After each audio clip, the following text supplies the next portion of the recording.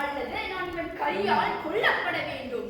ராமா, இந்த இலங்கேஸ்வரனின் திறமை என்னவென்று தெரிந்து கொள். ஏடுபாலத்தை. ராவணா, இயலாத காரியம் அல்ல. ஆனால் சிந்திக்க மறந்து விட்டாயா ராவணா?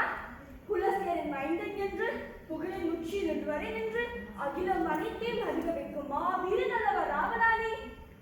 ராஜ தண்டித்திலேயே அரசியல் கலைகளிலே நீ அறிஞர் மட்டுமல்ல, வேத சாஸ்திரங்கள் புராணங்கள் எல்லாம் அறிந்து உயர்ந்தவன் அல்லவா?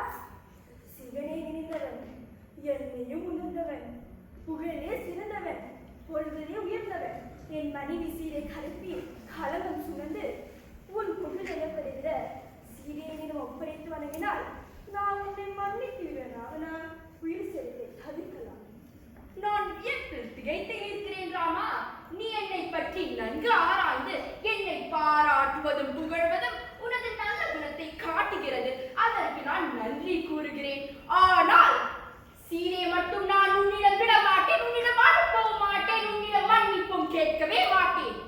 இது போர்க்களம் ராமா, மறந்து விட்டாயா?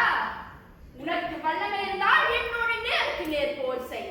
போர் நீ வென்றால் சீரை அழைத்துச் செல், இல்லை என்றால் சீரை எனக்கு மட்டும்தான்.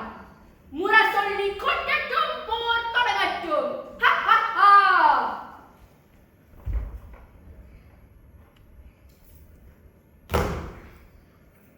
ராவணா, உன் தேரோட்டி கீழே சாய்ந்து விட்டார்.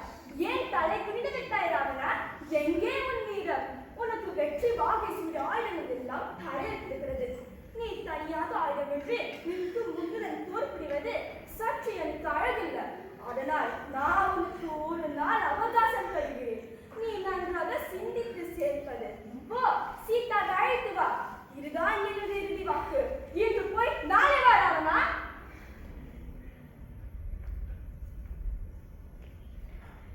எனது தம்பியர், தனையர், சேனைகள், தலைவர்கள் நிறைந்த ஆட்சி புரிந்த இந்த மன்றம் மயானம் போல் கலை வந்து விட்டதே, கலை வந்து விட்டதே.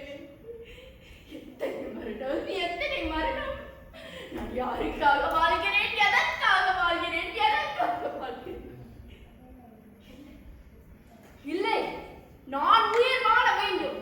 எனக்காக உயிரிழந்தார்களே, நான் அவர்களுக்காக உயிர் வாழ வேண்டும். நான்